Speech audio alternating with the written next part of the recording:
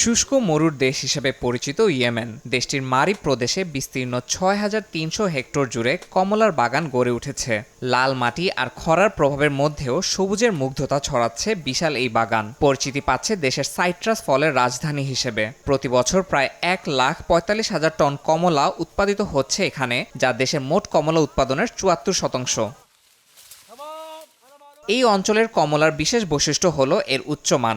Navel, ন্যাভলেট এবং new হল প্রজাতির কমলাগুলো শীতকালীন ফল হিসেবে খুবই জনপ্রিয়। বাগানগুলোর কর্মপরিবেশও বেশ প্রশংসনীয়। এখানে প্রতিদিন শতাধিক শ্রমিক সুনিপুণভাবে কমলা সংগ্রহ এবং প্যাকেজিংয়ের কাজে নিয়োজিত।